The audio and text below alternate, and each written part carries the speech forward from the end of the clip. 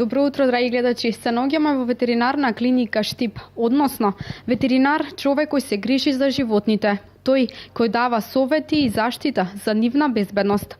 Ветеринарна медицина, односно наука и пракса за одржување на здравјето кај животните. Како треба да се одгледуваат домашните миленичиња? Каква треба да им биде исхраната? Како да ги заштитиме во зима? Одговор на овие прашања ќе ни даде ветеринар Даниела Стојанова. Добро утро за сите гледачи на вашата телевизија. Ви благодарам за што денес сме ваши гости. Повелите и друг пат. Вака на самиот почеток, вие неуморно помагате, делите совети, што она што ви инспирираше да бидете денес тоа што сте? Веројатно љубовта кон животните, најверојатно. Така. Пред самиот почеток, да започнеме со внесување на некое домашно милениче. Повеќето од нас вдомуваат куче или маче. Знаеме дека чувството е сепак прекрасно, бидејќи веќе тоа е како дел од семејството. Но кои се првите методи и како взаемно може да се навикнат едни на други? Пред се љубов. Значи, доколку имате љубов да чувате било какво милениче, многу лесно се воспоставува контактот, тоа што животните имаат чувство за љубов, за нега и многу лесно се приспособуваат у таква средина. Така. Дали социализацијата е важна за нив? Секако.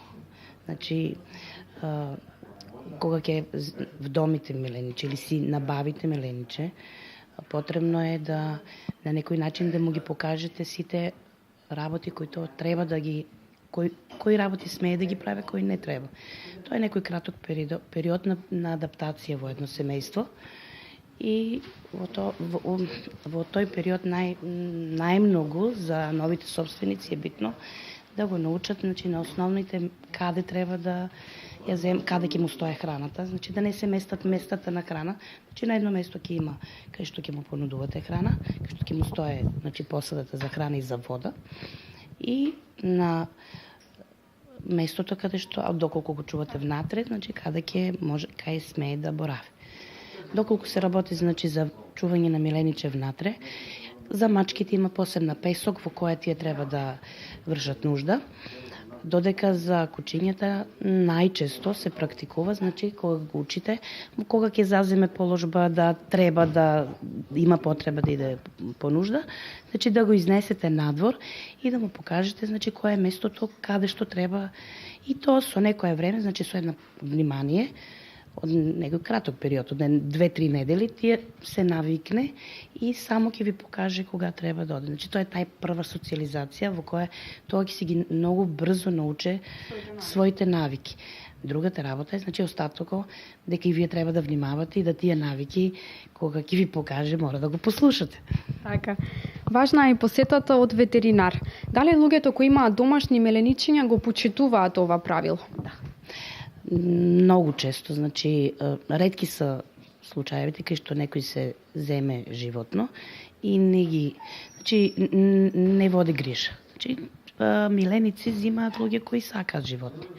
И во тој случај многу често, значи, пред да земат некој пат доваѓаат да питаат, значи, во стартот кога набавуваме милениче, треба да знаеме кои се каков е нашиот ритм на живот, за да може да одговориме и на миленичето. Некој пати грешат, значи преактивни кучиња или мачки, например, кои не одговарат на типот на обврските кои ги носи денешниот живот. Значи мора, кога ќе се бира милениче, да се бира према како не одговара, према нашето слободно време. Затоа што тоа тражи како дел од семејството, тражи свое време кое треба да се посвети, да. И кога ќе дојдете во ситуација, значи многу често новите одгледувачи прашуваат кои се обврските, значи, у таа превентива. Кога е вакцинацијата, како се прочистуваат од глисти и од како ќе го набават, значи тргнуваат со тај програм на превентива. Веќе кога се збори за куративот или кога веќе настапила некоја болест или некој пореметување, некој пат има и собственици кои закаснат.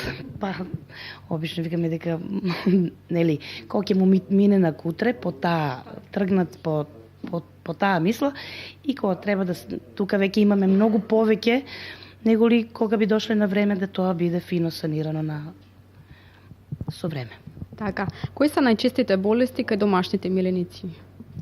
Па вака, најчесто се зависно од периодите на годината како е.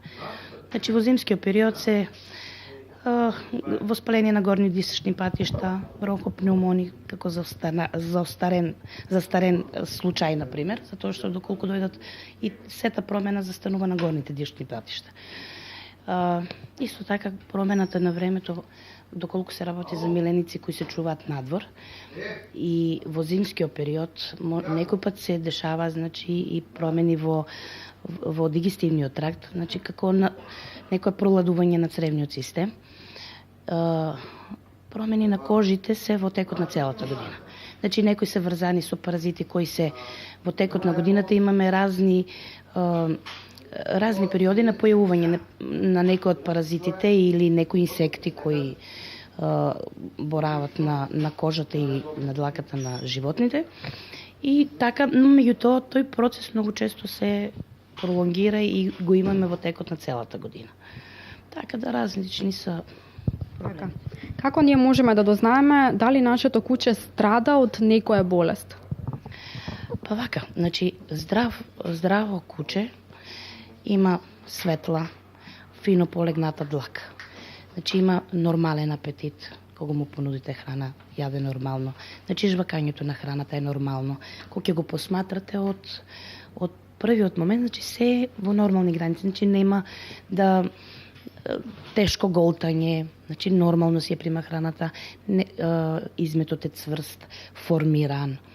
И тоа се некои бистри очи, нема значи истедок од нос од очи и тоа е знак дека кучето не е добро. Кога го носите на прошетка па го истрчете и кога се врати, значи дишењето за некои 5 до 10 минути се стабилизира. Тоа се знаци на едно здраво куче. И собствените обично си го знаат да го препознаат кога не им е во ред. Најчесто прв знак е или одбива храната или некаде во некој ќоше. Значи не покажува таа веселост кога ќе влезете во домот, на пример, тоа е весело, тоа рипа, значи ви покажува многу љубов. И ако осуствува тоа е првиот знак дека нешто не е во ред со вашиот миленик. Колку е важна играта со нив и колку е важно вниманието на кое треба да им го посветиме? Многу. Значи и кај нас кога дојдат се точно знае колку е внимание, значи ние гледаме колку собственикот е обратил внимание на тоа куче. Значи прво од состојбата на кожа, на длака, на како тоа изгледа, а друга работа е значи контролата која собственикот има врз својот миленик. Значи кога сте вие нон-стоп со него и му посветувате доволно внимание и љубов, тоа ви многу враќа. И во тој случај се гледа дека и секоја команда која ќе му ја зададете ви ја враќа, значи дали ќе биде седи, стои, значи контролата која на нас ни многу помага кога треба да вршиме било која интервенција. Така. Кои се триковите за домашната дресура на миленичињата? Па тоа професионални дресири го работат, меѓутоа основното е тоа што ви кажа, значи да му покажувате што треба да прави, што не. Гласот кога ќе треба да му кажете дека некоја работа е забранета за него, пример, или да оштетува мебел по дома, или нешто било што да прави која ви прави нели неред и непријатност во домот, треба со посилен, значи чист, јасен глас да му се назначи дека не треба да се повлече и многу брзо учат. Така. Велиме дека тие се најдобрите пријатели на човекот, а многу често врската помеѓу нив и децата е навистина многу убава. А зошто е корисно децата да бидат со кучињата? Кои се тие бенефиции? Па вака, тоа веќе индивидуално мислење за како некој тие што сакаат животни, веројатно и ќе мислат дека кучето им е најверен пријател. Тоа е мислење на човекот, за кучето не знам што. Меѓутоа, за да децата растат, тоа е тај социјален момент, да можат да поделат, да имат организирано време. И дури кога ќе детето расне, значи треба да има и своја врска околу тоа куче. Дали да го прошета, дали да му даде храна. На тој начин и самото дете се учи дека некој пат треба и тие да се грижат за нешто. Така.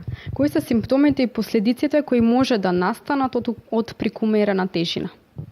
Кај кутрињата Например, кога е мало и е любимец и много често се дава храна како кој од домашните помине покрај него, му дава.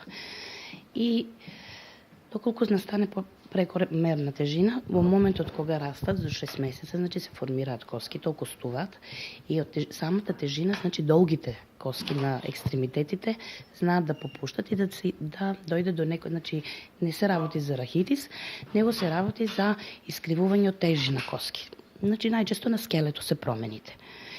И во подоцнешниот период, значи кога ќе биде возрасно куче, доколку се работи за женско, многу често периодот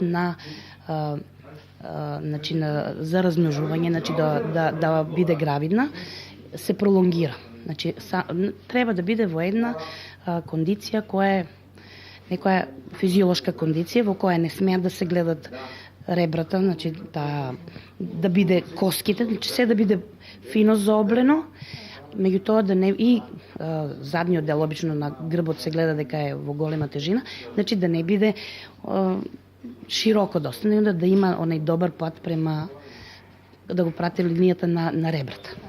Ќе се надоврзам на прашањето. Многу од домашните миленичиња постојано сакаат да јадат и прават друштво на секој член од семејството. Како тоа да се спречи? Колку пати во денот тие треба да се нахранат? Режимот на малите кутриња е некаде до 5 оброка.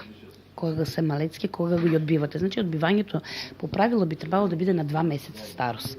И да кога ќе зимаме кутре да биде некаде од прилика во тој период. Може да недела понапред, меѓутоа да и кога почнува да се внесува, значи сите храни, готова храна која ево и ние продаваме, таа папи храна, таа е од месец па нагоре до 12 месеца.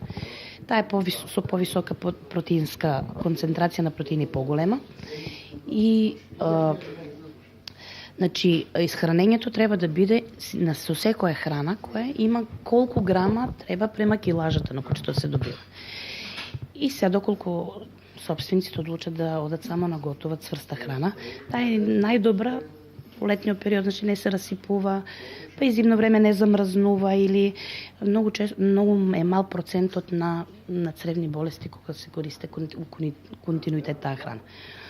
Може и од домашниот оброк, например, ориз или нешто така месо да се даде, меѓутоа да се избегнува да се дава, например, зачинета храна, која има, како ние што јадеме, например, не е исто и за кутрето, со тоа што 5 оброка е за мало кутре.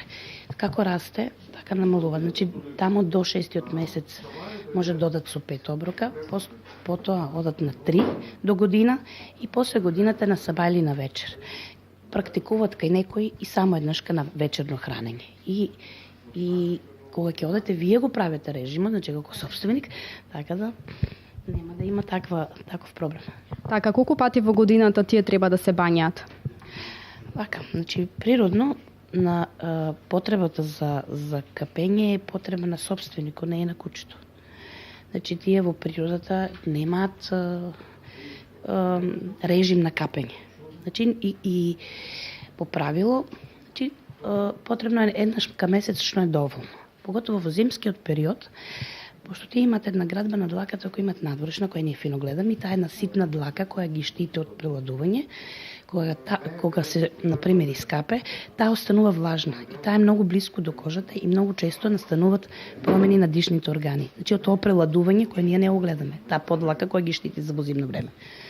Летно време нормално потребно е да се разладуваат, не со цревото па наладно да се прават тие шокови, значи повторно треба да биде адекватно на временските услови, да нема температурни разлики ни на водата, значи од прилика да биде со температурата која има самото миленикот која има, да.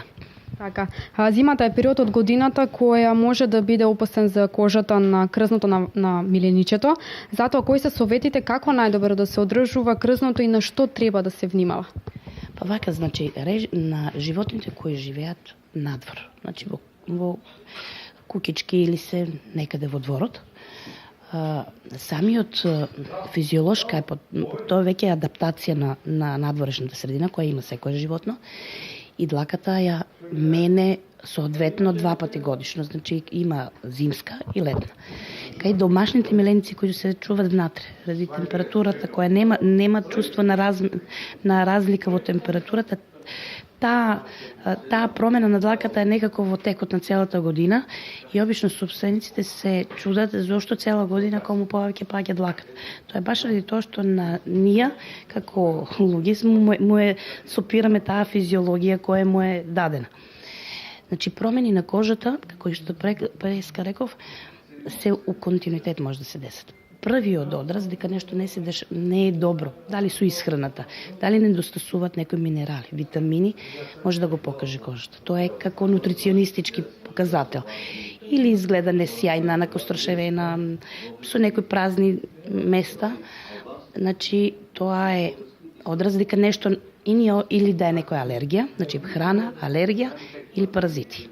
Значи тоа се три работи кога ќе дојдат кај нас, ние ги исклучуваме едно по едно. Значи има некои кои се поготово пак се чува мачка и куче заедно, има значи и гливица која се пренесува и кои кучињата имат. Така.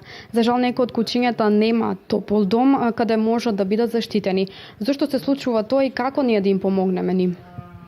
Значи во тај дел има организации, има општина, значи тоа веќе ние сме во тај дел да пружиме таа здравствена помош. Меѓутоа тој поширок дел на делување има љубители кои се во некои групации и тие веројатно треба да знаат како да ги кога е неповолни временски пригоди да ги сместат некаде. Така, како што напомнавме дека милиони кучиња може да бидат загрозени бидејќи немаат топол дом, некои од нив ги малтретираат.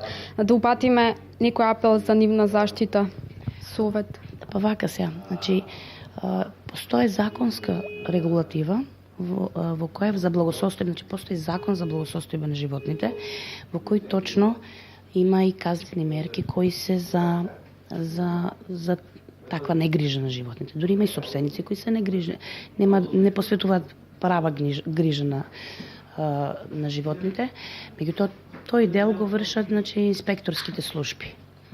По пријава на граѓанин, тоа е постапката која значи граѓанин кој примети дека некоја не знам како да кажам, значи некој се изживљава со животните, пријавува до инспекцијските надзори и тие натаму си имаат своја постапка по законски пат. Така. Што им препорачувате на оние кои што се двумат дали да земат некое домашно милениче? Па за прво време да се консултират какво. Значи, затоа што многу често кучињата тражат и повеќе време отколку што го не имат. Прво тоа.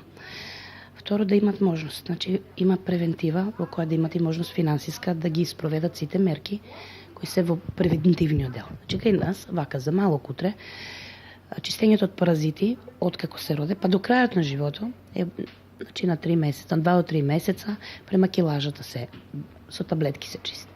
Тоа е тај внатрешен дел на паразитите. Надворшниот дел на паразитите, значи не може да се заштите со ништо. Имаме ампули кои во текот на годината може да се користат, од 1 до 3 месеца им е рокот на траење и тоа е заштита од надворешни паразити, заштита од вакцина, од болести кои се најчесто јавуваат, значи вакцинациите. Имаме вакцинации, значи кои се на годишно ниво, законска врска е без нивото и мора да ги вакцинират. И имаме значи вакцинацијата против најчестите болести кои ги напаѓаат животните, кои се многу често доведуваат до смртни последици, доколку не се вакцинирани. И таа е значи двократно или трократно се вакцинира во првата година, а понатаму еднаш годишно е препорачливо да се вакцинира за да се имунитетот држи на стално високо, некој 80% заштита. И на тој начин, значи морам да кажам, значи таблетките за глистин се чуваме и ние од кучешката, и ние од нашите љубимци, значи децата своји си ги заштитуваме од тенијата, а од друга страна со вакцинацијата на животните од болести се чуваме стресно, значи кога веќе имаш, кога ќе го загубиш е многу голем стрес. Значи повторно е исто заштита и на луѓето на тој начин. Така. И за крај на овој разговор совет до нашиве гледачи. Советот, значи индивидуално како кој има потреба да повелат, значи за се што треба ќе добијат совет тука. Исто така морам да кажам дека во овој зимски период на животните кои ги чуват внатре, кога ги изнесат надвор, не значи дека крзното ги стално штити. Значи повторно мора да имате некоја наметка, поготово водата не смее да биде надвор, пошто мрзне. Значи кога ќе се вратат од читање да имат вода која ќе биде од чешмата, да чекат некои 10 минути да се дишењето стабилизира па да му понудат вода. Значи тоа се некои работи кои кога и да дојдат ќе ги добијат како информација. Така, јас ви благодарам за одвоеното време и што дозволивте да бидеме ваши денешни гости. Се надевам дека со овој разговор ќе допреме до гледачите и дека ќе сватат дека животните сепак и се многу мили и дека ми е потребна љубов и живот. И јас се надевам дека само кога го земеш не значи дека ќе го земеш и ќе го чуваш. Значи има некои работи кои мора да се исполнат. Од вакцинација, чистење од паразити, значи и одржување на една здрава кондиција на животните. Така, ви благодарам. Вие, драги гледачи, се надевам дека уживавте во овој денешен разговор и ви советувам, уживајте во игрите на вашите миленичиња.